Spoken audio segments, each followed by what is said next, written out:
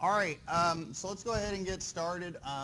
Let's see, a couple things. So first off, if you haven't already turned in your homework, go ahead. Y'all know that's due today. I have homework number 3 already posted and ready to go on torsionally loaded shaft. Here, let me get the sign-in sheet. Pass it around. So let me show you. It should already be popped up. Let's check and make sure. So let's see. Course content. Yep, there you go. So homework number 3 is already posted. A couple things about it. It's really short. It's only 3 problems. After today, you should be able to handle most of it. You might be a little iffy about problem number 3, but honestly, if you know how to do indeterminate members for axial loads, indeterminate members when subjected to torsion is kind of the same thing. With indeterminate axial members or members subjected to axial loads, we would use deflections to sort of solve it out. We would say, you know, if it was fixed on both ends, we'd say, well, we can solve it by recognizing that that deflection is 0. Well, for indeterminate structures, it's just determining what the angle of twist is. So if you have a fixed support on either end, basically what you'd be saying is that at this end, the angle of twist is equal to 0.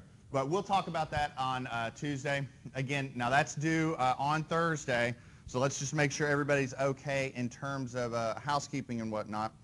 So you all are getting you're getting a homework assignment today. It's due on Thursday. Now, because our exam's coming up, I'm going to give you the solution like right when you turn it in. So this is one of those very few homework assignments where I won't accept anything late, because literally the moment you turn it in, I'm giving you the solution.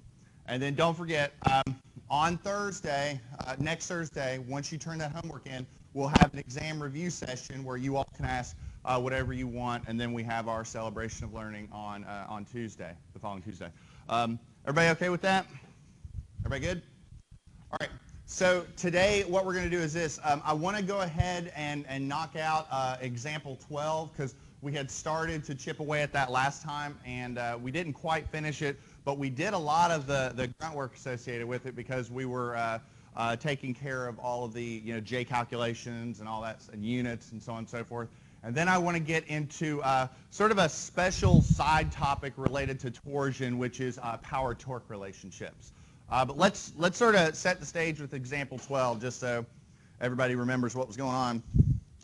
Okay, so what we have here on example 12 is we have a circular shaft that's subjected to a series of torques. Now, one point, I brought this up last time, but I want to sort of remind everybody, if you look at the torques, you'll see that they're self-balancing. For instance, torque 2 is 450 Newton meters, and that's rotating in this direction. And if you look at T1 and T3, you got 275 and 175. That adds up to 450 torquing in the opposite direction. So sort of like sum of forces in the x direction equals 0, and so on and so forth. This is basically a situation where sum of torques equals to 0. So I wanted you to recognize that this is static.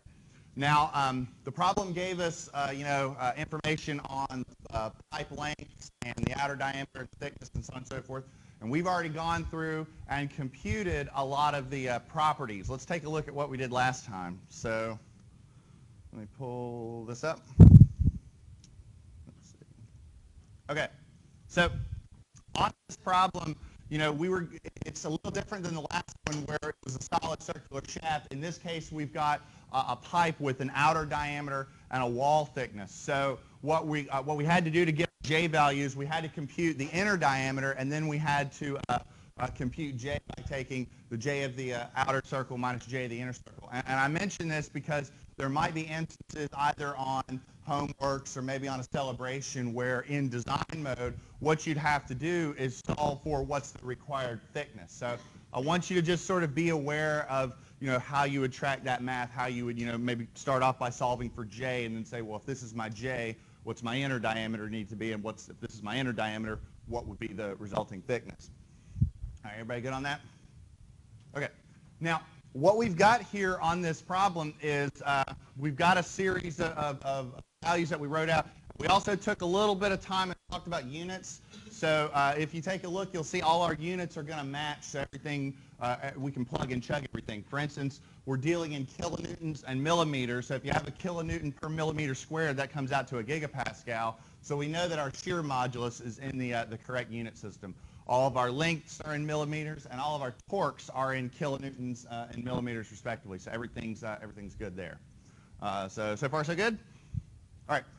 So what I want to do is I want to take a second. I want to go back to this problem image. I want to sort of redraw this on the board, and I want to use that notation with the double arrows that we saw last time. So I'm going to redraw this out, and you all help me make sure I get my my arrows drawn accordingly. Let's see. So let's call this gear shaft. Okay. Now what we've got is we have a structure that looks something like this. We have sort of like pin supports on either end. It honestly really doesn't matter whether one side's a hinge or one side's a roller because we're talking about torques. And it also really didn't matter for this problem because everything balanced out. So I've got, let's see, I've got a torque about right here, and it was going in this direction, so we would draw our torque out like this. Bless you. Did I get that right? Is that the right direction? Let's see.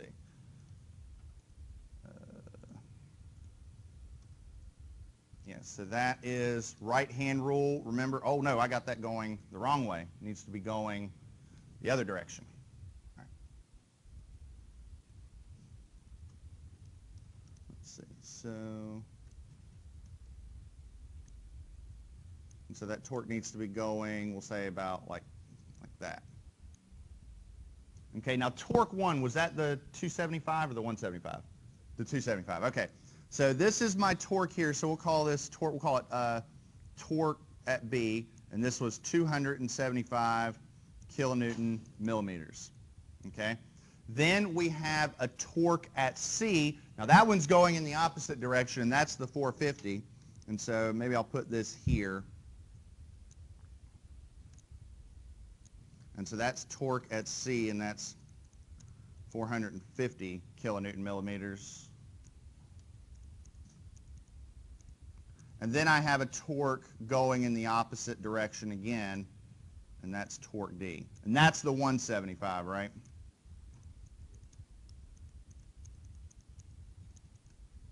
Okay. Now in terms of lengths, we can go ahead and put that down here just so we have that indicated. This first length between B and C, this is the 500 millimeters, and this is the 400 millimeters. Okay. Everybody good? All right. Now, the reason that this double arrow notation really helps out is because when you're cutting sections, you can pretty much treat it like an axial load because it operates the same way. It, it acts along the axis of the member, and it's either going into the section or away from the section. It's a lot like axial loads. It's either tension or compression. Well, with torsions, it's either twisting this way or twisting that way. So it's a really convenient way of keeping everything in track. Now what I'm going to do is I'm going to treat this like I've treated just about every other problem in here. Remember, our secret weapon is a samurai sword or a lightsaber if we're a sci-fi fan. So we're going to start cutting sections and looking at the internal forces inside each section. Now, what I could do is I could divvy this up into what I would say 4 different regions. So if this is, let's say, point A, and then that's point B, point C, point D, and point E, I'd say I could do 4 cuts, right? I could cut between A and B, between B and C, and so on and so forth. And remember, when you cut a section, you look either to the left or to the right. It doesn't matter. If I'm sitting at the table and somebody chops through the table, I fall down and hit the ground, it's because there's forces inside the table keeping me up. Doesn't matter if I look to the left or look to the right. It's the same forces inside the table. So let's just use a little bit of logic here. If I cut a section, let's say between A and B, so somewhere right here, and let's say I keep it simple and I look to the left. What's going on? Are there any loads to the left? No, there's nothing going on. So I propose that the internal torsion inside this segment is 0. In other words, it's probably twisting because the shaft is being subjected to loads and whatnot, but that segment in and of itself isn't experiencing any loads. It's just sort of going along for the ride. Does that make sense? All right. Now let's take a look at segment BC. So if I cut a section here, and let's just be consistent. Let's cut a section and let's look to the left. So let's draw that out and see what we get. So we'll say section between B and C.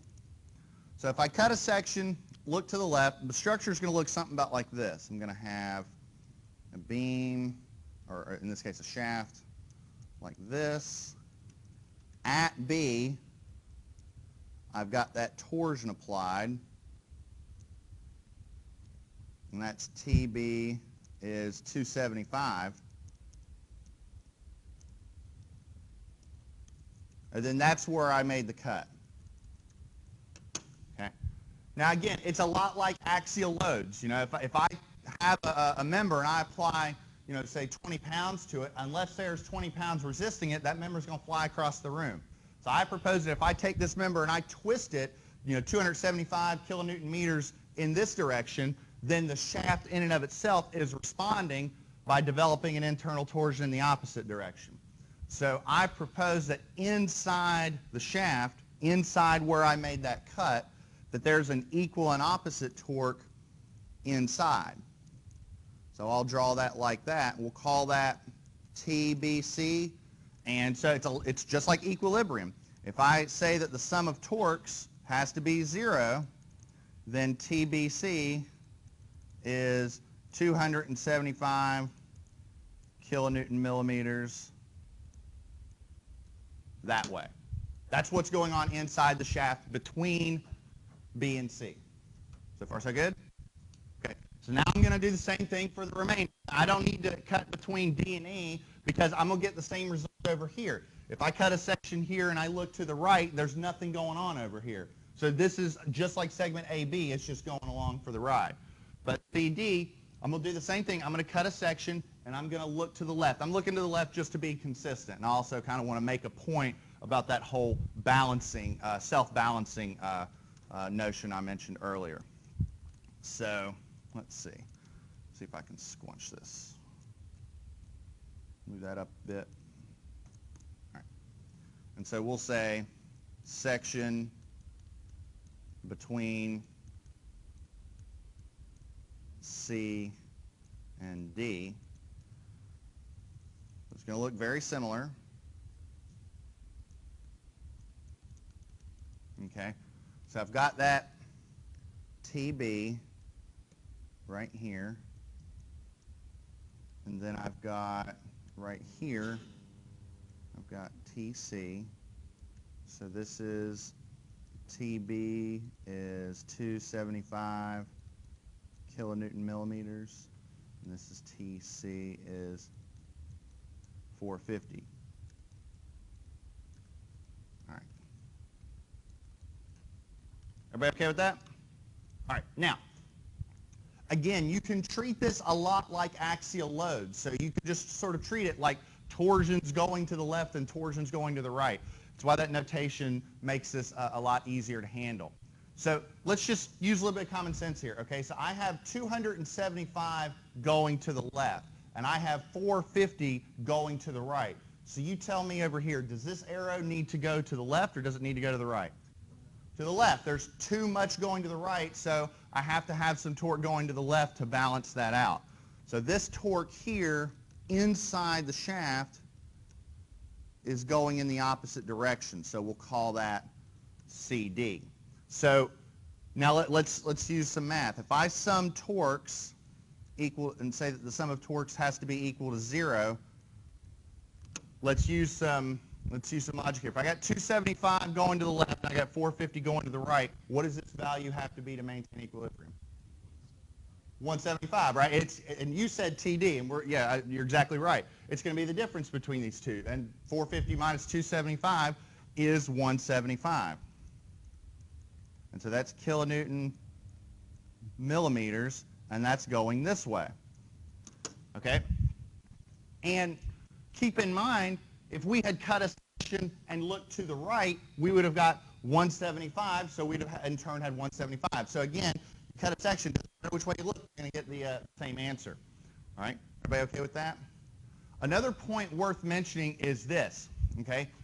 TBC is experiencing an internal torque, let's say to the right, whereas the other segment is experiencing an internal torque to the left, okay?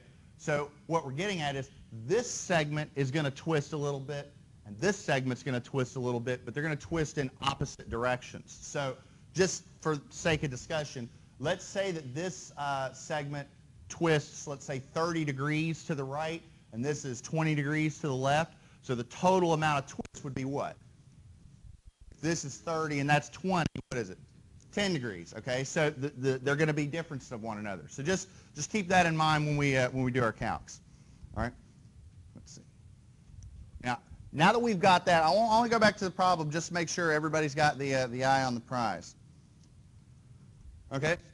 So what we're going to do is we're going to determine the maximum stress in each part, and we're going to determine the total angle of twist between gears B and gears D. So let's handle each of these one at a time. Let's start off with the maximum shear stress. Okay? So let's handle these one at a time. Let's start off with the shear stress. First off, let's see. Does everybody have all this written down? Do I need a second? Everybody good? All right.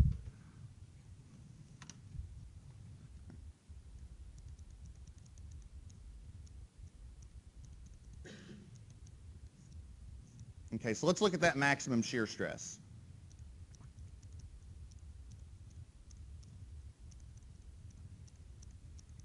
Okay, so the way I'm going to handle this is I'm just going to handle this like I've done all the other problems with torsion. If you have a shaft that is subjected to some torque T and it has some property J, how do you determine the maximum shear stress? TR over J, right? Okay, so for this shaft, remind me, what's the J value? Say it again. There we go. All right. And what is R going to be? Remind me, what was the outer diameter of this shaft? What was it? 40 millimeters. So the R, in this case, is going to be 20 millimeters. So we'll say D naught over 2, so that's 20 millimeters. So, and we have a TBC, which is 275, and TCD is 175. Now, one thing that's kind of interesting from a stress standpoint, as long as you know the net torque at each segment, from a stress perspective, it actually really doesn't matter the direction. In other words, if I have a shaft, it doesn't really matter if I take this shaft and I twist it this way or I twist it this way. The material is still seeing the same shear stress, so it's still going to be stress compared to allowable, so it's not really going to matter. So I'm just going to handle each segment one at a time. So tau BC is TBC times R over J. Again, both segments have the same R and the same J. It's the same pipe, just got different torques on it. So I have 275 kilonewton millimeters times 20 millimeters over, and then you said 172,000? All right. I can do better, right? All right. Anybody got a value for me? Say it again. Drop my pen. 0.0320. Do I have a second on that? All right. Now, what are the units? This is a stress, mind you. Remember, everything's in kilonewtons and everything's in millimeters. So what's our stress come out to be? Kilonewtons per millimeter squared, but what can we call that? That's a gigapascal, remember? I'll go back a slide. Remember, anytime, that's a little shortcut for you. Anytime you have a kilonewton and a millimeter squared, that comes out in a gigapascal. Now, when you're dealing with SI, sometimes when stresses come out in gigapascals, they come out kind of tiny. So if you want to convert that into what's probably a more usable value, what I would say is move that decimal place, let's say 3 over, and we'll say 32.0 megapascals. So that's just food for thought. Whenever you compute a stress in SI and it's in gigapascals, it can come out tiny. So don't let that freak you out if you're on a homework or an exam and the values come out small. It's kind of like when we first saw strain. Remember, those values are really tiny. All right? Everybody okay with this? So why don't you go ahead and tell me, if you know what tau BC is, why don't you tell me what tau CD is? Because it's going to be calculated very similarly. Tau CD. What does tau CD come out to be?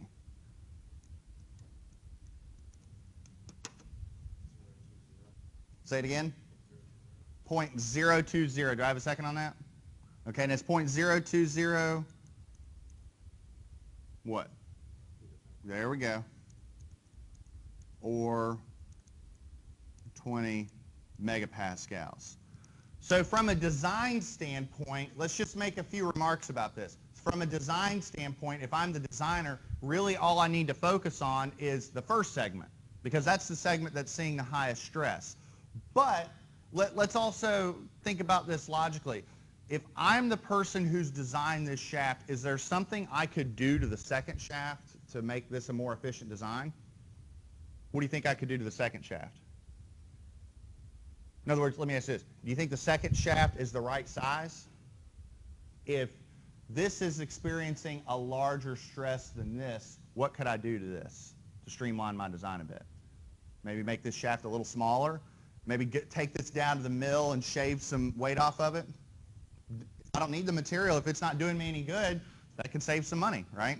So just something to think about, moving forward. Okay. Everybody good?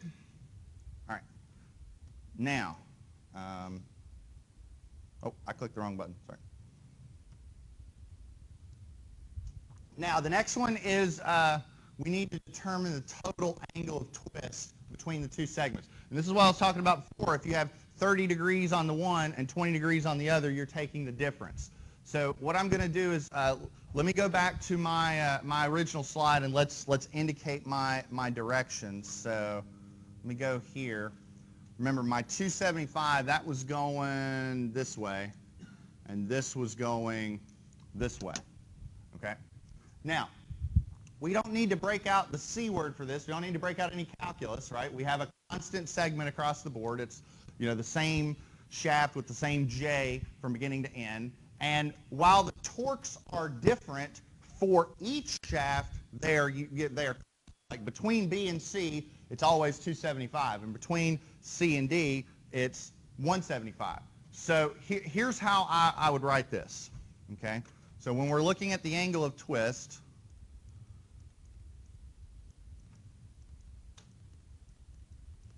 the way I would write this is I would say the angle of twist, so we use phi value or phi for our angle, and I'd say that the angle of twist between B and D is equal to the angle of twist between B and C plus the angle of twist between C and D.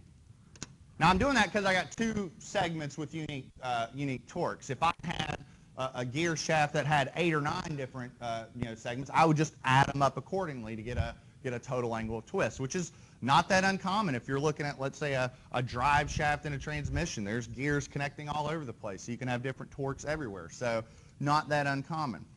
Now, so let's handle each of these one at a time. Now, in general, how do you determine the angle of twist if you got a constant torque and a constant J? Anybody remember that? TL over GJ. There you go.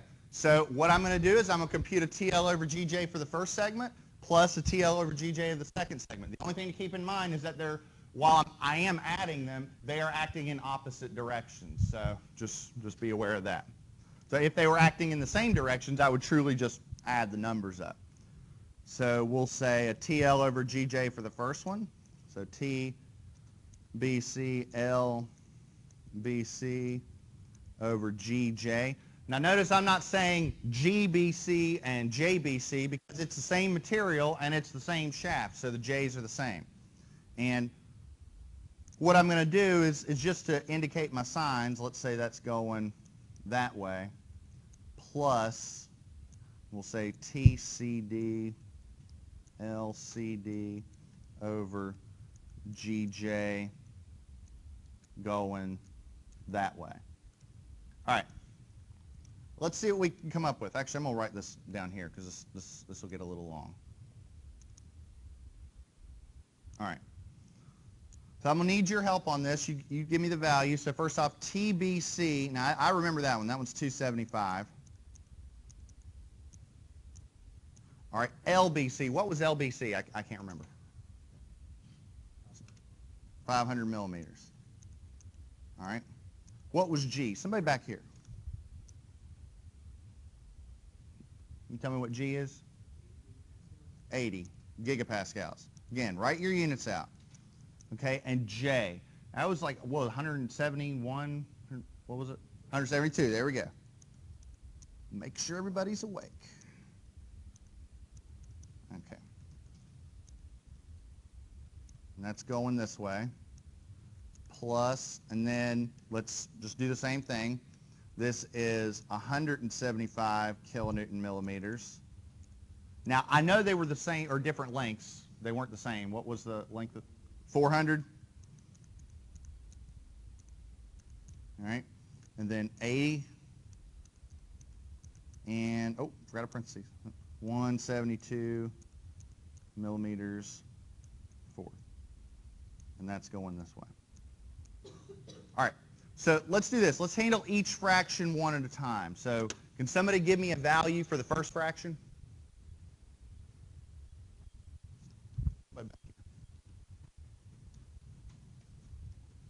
Like, it's 8 o'clock. Do we really have to do this calculation? I haven't had my coffee yet. It's okay.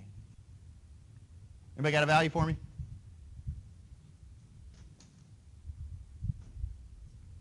You got something? It's small. I know. Go ahead.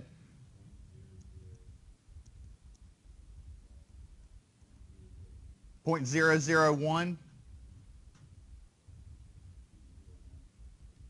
0.01. Like, is it like this? Something like that? Okay, first, did anybody else get that? Okay, now, let's pay attention. What are the units? Radian. This is an angle, and if you look, all our units cancel, because remember, we got a kilonewton times millimeter squared on the top, and that's essentially what we got on the bottom, because this is kilonewton over millimeter squared, but that's millimeters to the fourth. Because this is an angle, and because all the units cancel, that's in radians, okay?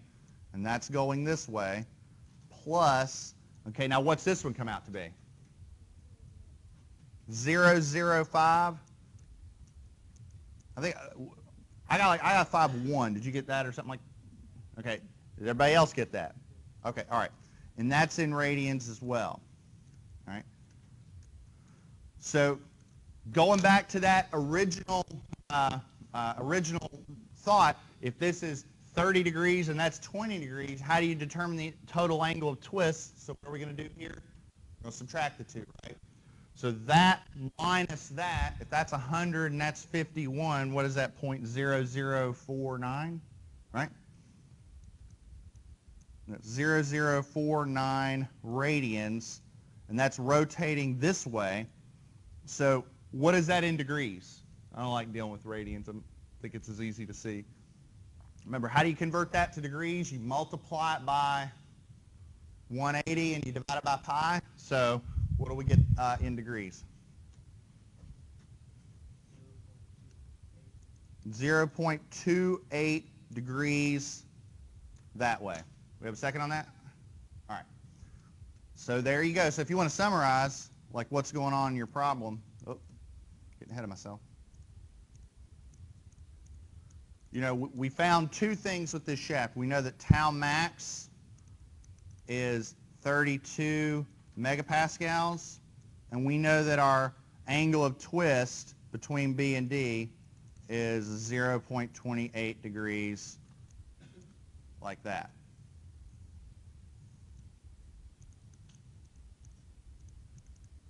Not too bad, right?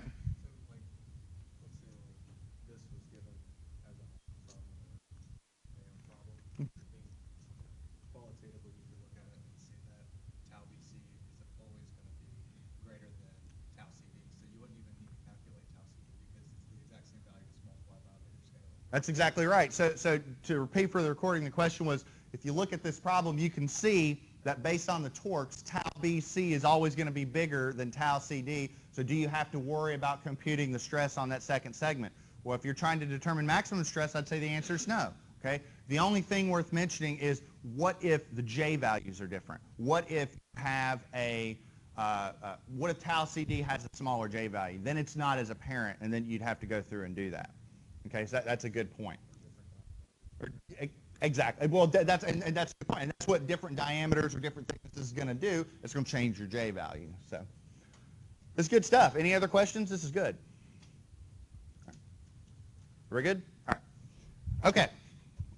So what I want to do is I want to tie this whole torsion concept to something with a little bit of dose of reality. So I want to talk about a very, very common application of shafts that are subjected to torsion. I've mentioned things like engines and transmissions and things like that, but really what we're after is what torsional shafts are generally used for, and they're generally used to transmit power.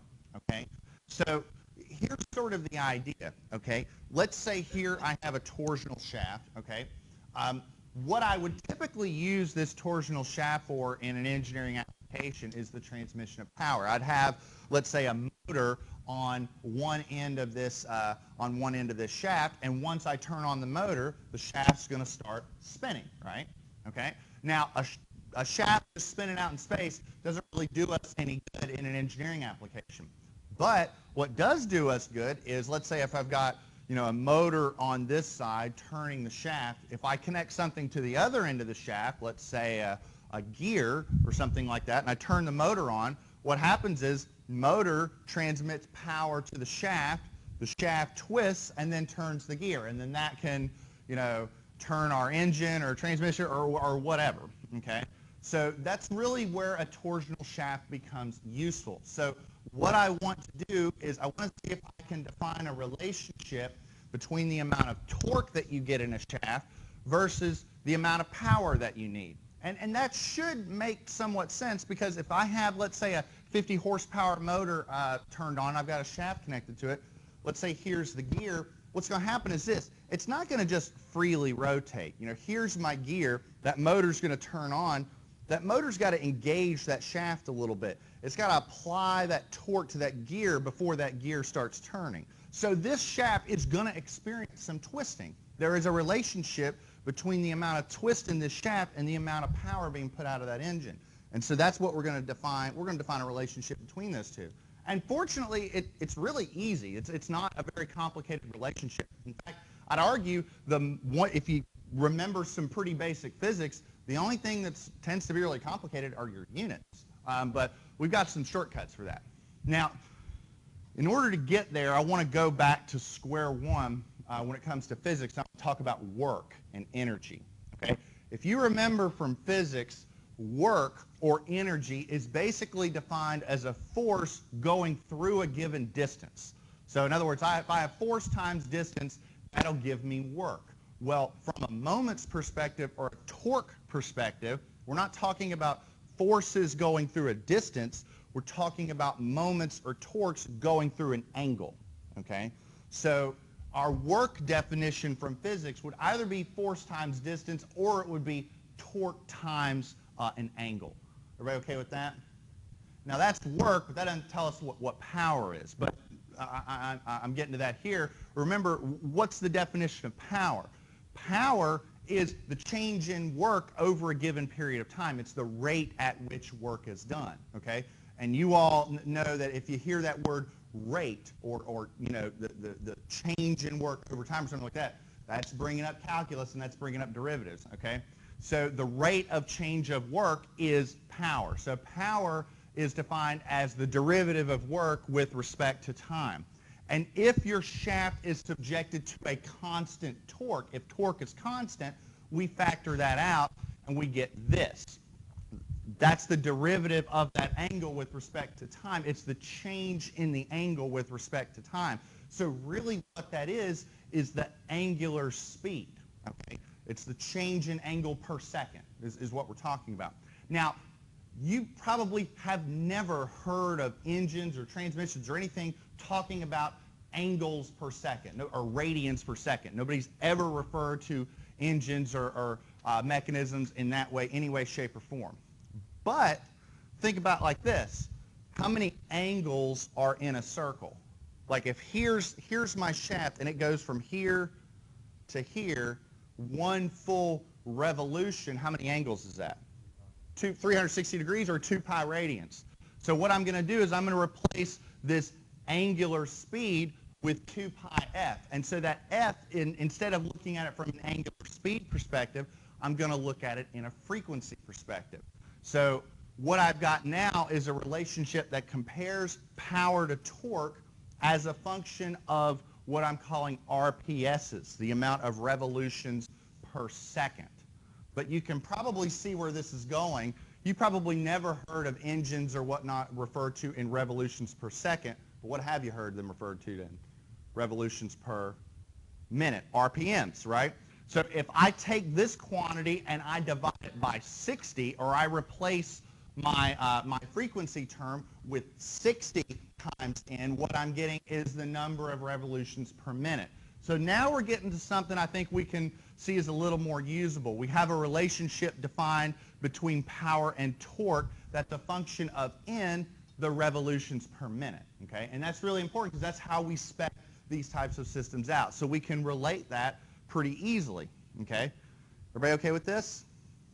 Now, in terms of units here, you want me to leave this up here for a sec? Okay, all right. Oh, you do? Okay, oh, you're good. Okay. That's fine. That's fine. All right. Let's talk about units. Now, for SI, I would say this is where the story stops because our unit system is pretty straightforward. We have newtons, meters, seconds, everything's straightforward. However, for US units, I think it gets a little more involved, and the reason why is because of this, okay? A very common expression for engine output and engine performance in the United States is the term horsepower, right? Everybody's heard that term.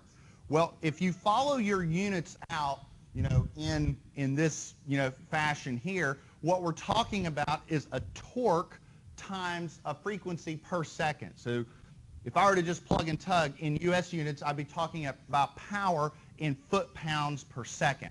Well, we have a very special relationship defined for power output in the United States. 550 foot-pounds per second has a very special name. 550 foot-pounds per second is a horsepower, okay? So if you take this expression and throw in a conversion, converting that power in foot-pounds per second to horsepower, what you get is this, okay? So if you're wondering where I got the denominator on the fraction, it's just 60 times 550. The 60 coming from the revolutions per minute to revolutions per second, and then the 550 is the horsepower. So 60 times 550 is 33,000. So this box here is going to make our lives a little easier from a units perspective. So the way I've got this written out, if you plug in a torque, and that torque is expressed in foot-pounds, and you just plug and shove with n being your RPMs, that will generate a power value in horsepower, okay? So this is where the unit conversion is sort of done for us, okay? And this is a really popular formula used here in the United States to compare foot-pounds of torque to horsepower. This is pretty common. I would be surprised if you mechanical engineers don't see this formula or something like it in a course like machine element design, which is something you all are probably geared up to take later. See, geared up. I just had to try. I had to get one in there. Any questions? Any questions? All right. Let's take a look at an example. Let's see what we can. Let's see if we can glean some actual real-world applications of this stuff. So I have a motor that's driving a solid circular steel shaft. Okay. So where it's steel, from a design perspective, I automatically know what G is because remember, G is a material constant. It's like Young's modulus or yield stress. I can just look that up. Okay. Now I know that for this particular grade of steel, the allowable shear stress in the steel is 6,000 psi. So right off the bat, I do want to mention that if you're in design mode and you're trying to size, let's say, a shaft to transmit this power, and you're just getting diameters that don't work, like you're getting these diameters that are way too large and you just cannot make this work given your dimensional constraints, one potential option is to just change the material. Use a higher grade of material that will allow more shear stress, will ultimately allow your shaft to be a little smaller. But for our purposes, for the example, we're going to keep that constant. And that'll give us a frame of reference to discuss later. Now, like I said, the shaft is transmitting 30 horsepower to a gear. The allowable shear stress is 6,000 psi, and the shaft is 10 feet long. Okay? So what I want to determine is what is the required diameter of the shaft if it's going to be operated at 100 RPM, and then what's the required diameter to limit its angle of twist to this value. So right off the bat, we've got two different design scenarios. So we've got two different diameters we're going to solve for. So remember, if we were operating in a scenario where both of these have to be met, we would always pick the worst case scenario. We had a problem like that a little while ago, and we'll probably discuss that as this problem closes out. But let's just see if we can get right to it. Let's just do some plugging and chugging and see what we get. All right. Let's see. All right.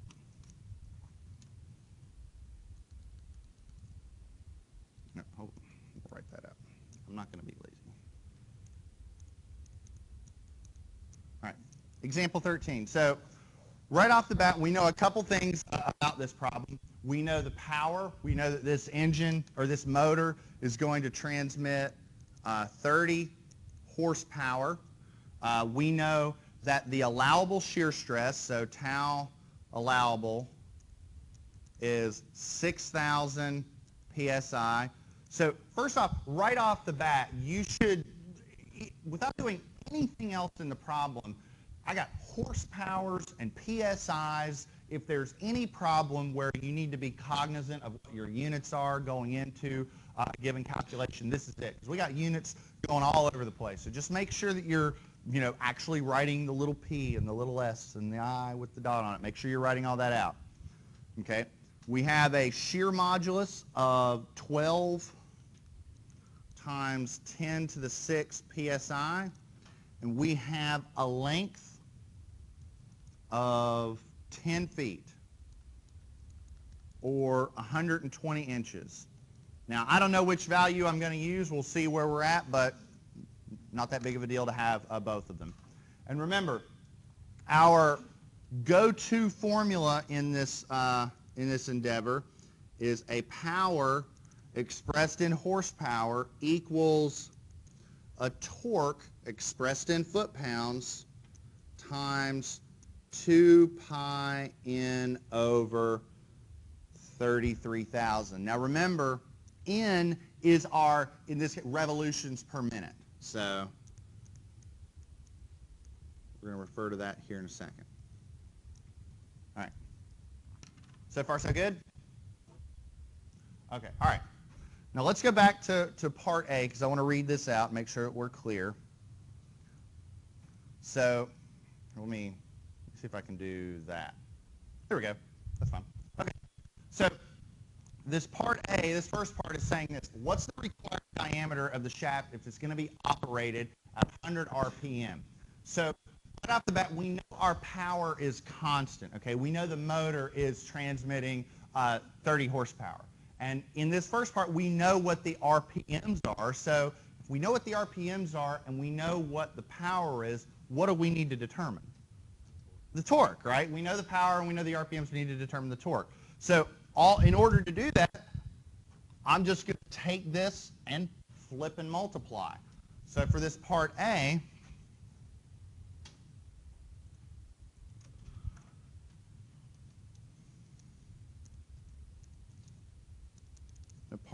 so if N is 100 RPM, then torque, remember that torque's going to be in foot-pounds, is the power in horsepower times 33,000 over 2 pi n. just flipping and multiplying. So we have a big fraction, so I'm just going to say 30 on the top, 30 horsepower times 33,000 over 2 pi times 100 RPM. And the nice thing about this equation is all our units are figured out, and we know that when we do this, we're going to get an answer in foot-pounds. So, excuse me. Sorry. What do we get? That's a great question. Okay. And basically, that just came from right here. Okay. So you know where the 60 came from because we're doing revolutions per second to revolutions per minute.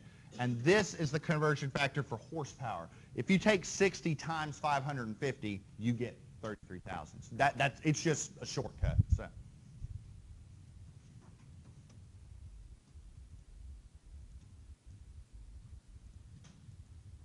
Okay. Everybody okay with this? All right, so what do we got as a value? 1575.6. All right. Everybody else get that?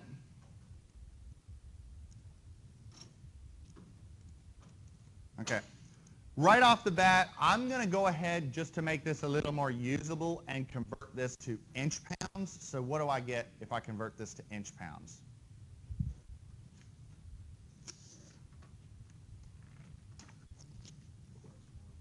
What's that? I couldn't hear you. No, it's not a lot. Remember, it's not a lot smaller number. It's a lot bigger number. If you have 1 foot, say it again. There you go. 18,907.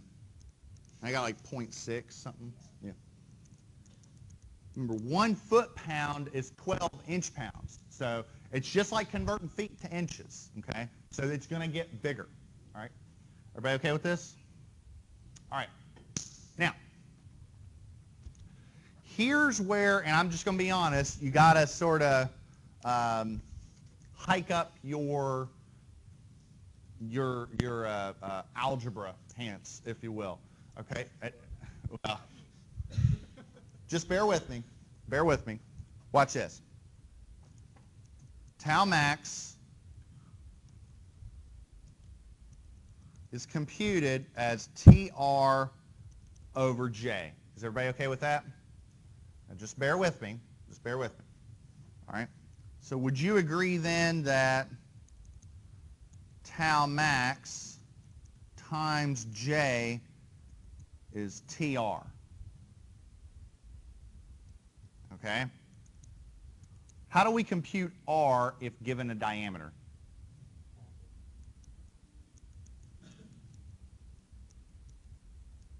And how do we compute J given a diameter? What do we got?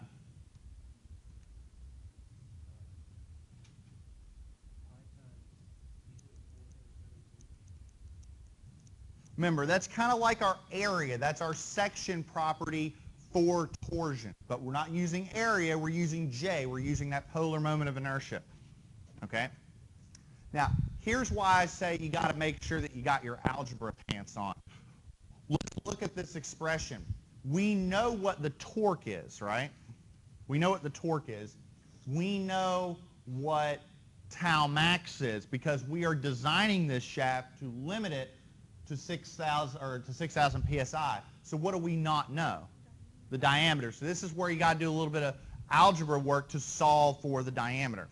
So here's what I'm going to do. I'm going to take my time with this. I'm going to flip and multiply this diameter term over on the right. So I've got tau max pi d to the 4th over 32 times 2 over d equals t. I got d's that are going to cancel, and the 2 and 32 is going to give me 1 over 16, right? So that's going to be tau max times pi d to the 3rd over 16 equals the torque. So let's see, here, let's do this. We're solving for D, right?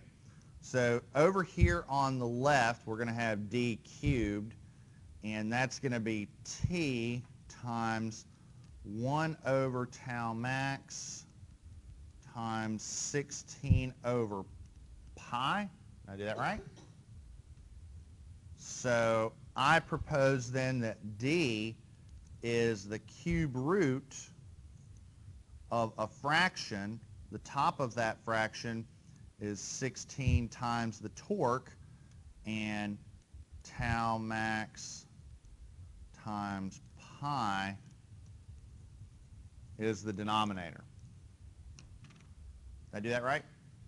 That, like I said, algebra.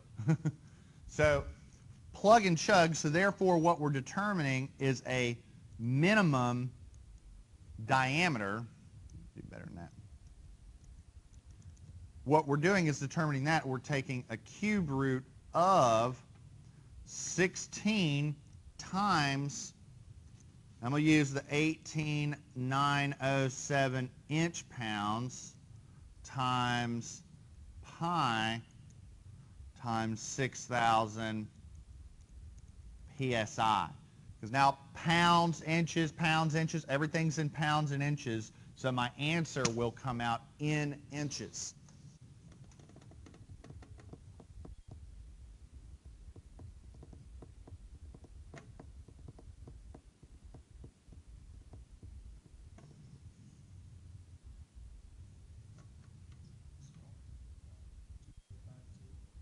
Yeah, that sounds about right. Do I have a second on that?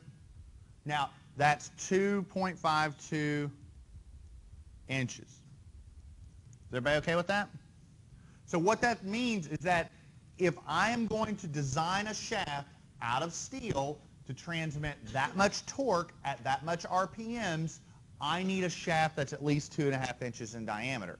So if that's too much, like, I'm sorry, that's too much steel. I don't have space for a steel shaft that's that big around, okay? One of your options is to use a higher strength material. Don't go with steel. Go with something that's a higher strength material, because a higher strength material with a higher maximum allowable shear stress will result in a smaller diameter. Is everybody okay with that? Now, here's something to think about before we move on, and that's factors of safety, okay? We did not talk about factors of safety at all in this problem, right? We just said, here's the allowable diameter. Okay, let's just discuss this out. If I said that the factor of safety for this problem should be 2, does that mean I double my diameter? You double the, exactly what he said, you double the allowable shear, or you change the allowable shear stress. You don't change the diameter by 2. In other words, if I use a factor of safety of 2, instead of 6,000 psi, that becomes 3,000 psi. What does that come out to be? I'm just curious.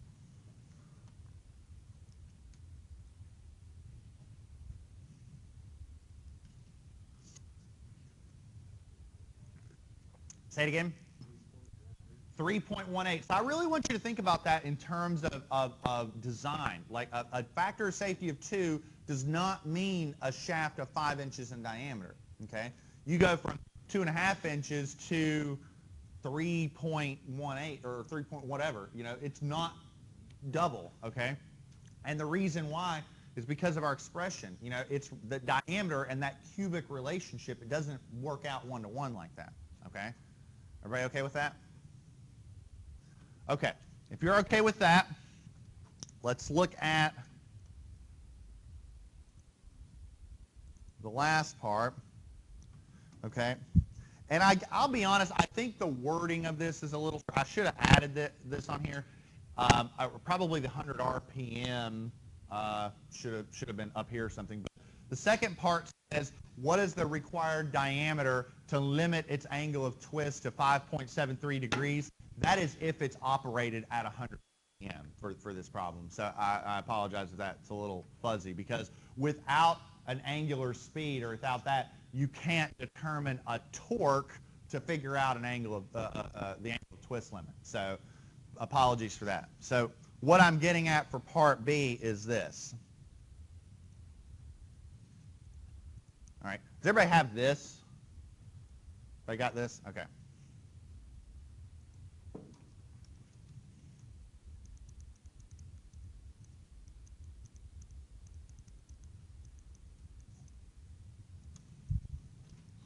All right. So for part B, what we know is this. We know that the torque is 18,907.6 inch-pounds. We know that phi is 5.73 degrees, which is how many radians?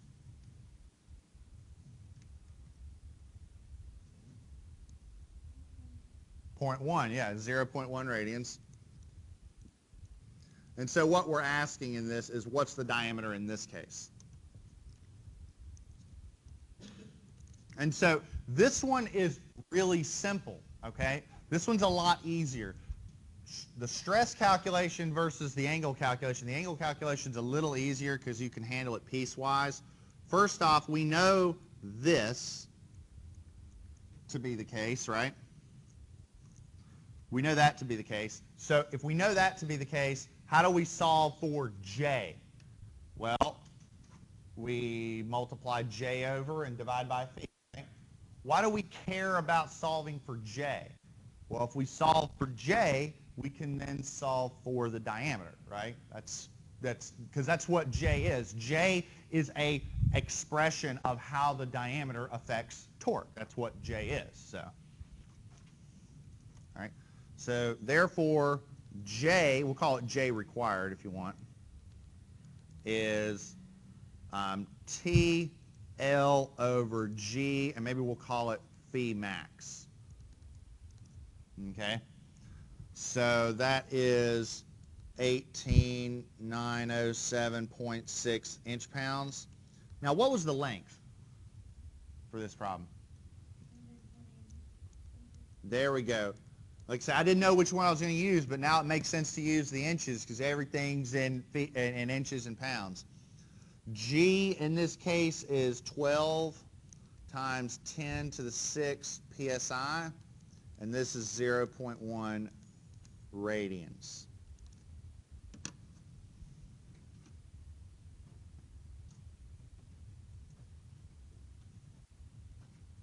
And don't worry, this is going to be a smallish number. 1.89. 1.89 what? What are the units? We're computing a J value.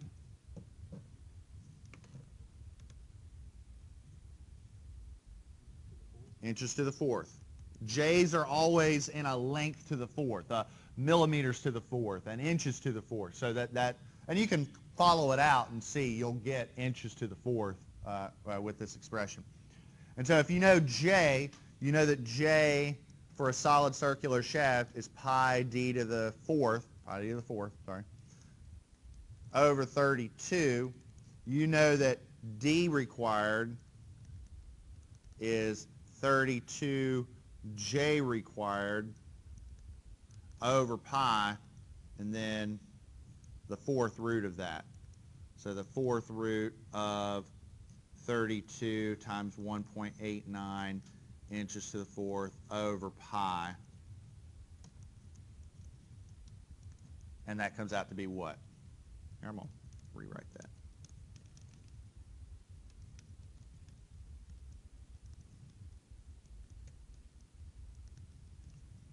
And so what does that come out to be? Remember, if you don't know how to do a fourth root in your calculator, you can raise it to the 1/4 value, or the 1/4 exponent.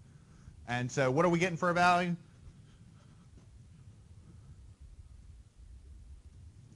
.09 inches, right? So therefore, for part A, our diameter was 2.52 inches, and for part B, the diameter was 2.09 inches. So that's my summary.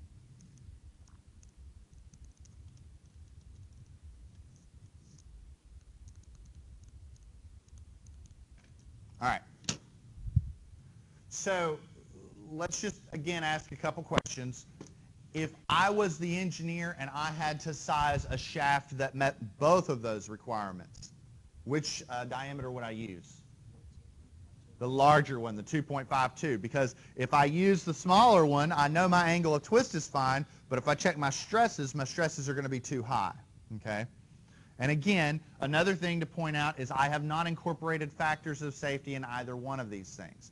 But again, a factor of safety of 2 does not mean you double the diameters of the shaft. It means that you double the appropriate limit, which in some instances that might double your dimension. In some instances it might not.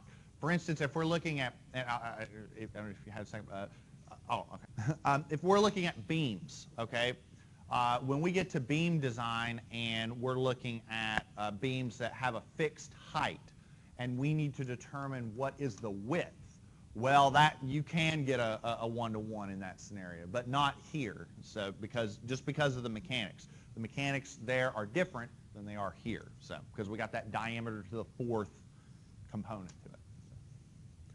What do you think? Isn't too bad, is it? This is cake, isn't it? They're like, here's the thing. 30 minutes from now. I know things. Any questions about this? Okay, here's what I want to do for the next couple minutes. I'll probably end a little early, but I do want to talk about indeterminacy. A, because I want to give you a little bit of ammunition for your homework this weekend, and B, because I want to get a little ahead if I can, because we're supposed to talk about this on next week or next Tuesday, but let me say this. There's not going to be much mystery of the universe things when it comes to indeterminacy. We are going to handle indeterminacy in largely the same fashion that we did with axial loads. Remember, we have 2 types of indeterminacy that we deal with. Now, we have internal indeterminacy. So for torsion, that would be like a composite shaft. So imagine if I had a torsional shaft that was like a steel pipe filled with concrete, okay? So the inside is concrete and the outside is steel, and I twist it, okay? I would term that a composite shaft because there's 2 materials, okay? For that composite shaft, what I would say is this, okay? What I would say is if I have a composite shaft and I twist it, how do you determine how much torque is in the concrete and how much torque is in the steel? Well, I would do that by saying I know that however much I twist it, the angle of twist is the same. In other words, here's the shaft, you know, let's say it's a concrete filled steel tube and I twist it, it twists, I get an angle change. And however much that angle changes for the steel is however much that angle changes for the concrete. So I got a TL over GJ for the concrete, a TL over GJ for the steel, and I just solved so that they're equal to one another. It's pretty much that straightforward. What about external indeterminacy? External indeterminacy is something like this. So if I apply a torque, let's say at point C, I apply that torque at point C, I get 2 torques back. I get a torque at A and a torque at B. How do I determine which is which? I would argue this is an indeterminate situation because I only have one equation of equilibrium in this problem. I have that the sum of torques equals 0, but I have 2 unknowns, a torque at A and a torque at B. So how do I determine which is which? Well, what do I know about point, let's say point B? What is the angle of twist at point B in this problem as is? If point B is my support, right, it's 0, right? So that's what's going on with this problem. So this is an example of external indeterminacy. So what I'll do is this. I'll assume that B doesn't exist, that support doesn't exist. I'll remove that clamp. So if I, here's the structure. Let's say I remove that. Okay, so here's point B. It's just free to move. And I take torque and I move it, okay? This is going to rotate, right? Then the question is, if this rotates, let's say 90 degrees, how much torque needs to go here to rotate it back 90 degrees. And that is the torque at B, okay? And then I just use sum of torques to figure out what the torque at A is. TL over GJ and TR over J, and I've got all my, same thing here. What do you think? It isn't that bad, is it? Okay, look, let's just be frank. We don't have time to start diving into these problems. Like, I mean, they're not long, but you know, it's 9:05. We, you know, getting to the point we're kind of calling it. We got a lot good done today. So, yeah, I tell you what. Let's go ahead and call it early today. Again, on Tuesday, that's the day before your homework's due. So I do think, you know, if you got time, you should look at it over the weekend and come in on Tuesday. If you've got any questions, this is the time to ask. Sound good? That's all I got, guys. You all have a wonderful weekend. I will see you all on Tuesday. If you didn't put your homework up there, make sure you do that.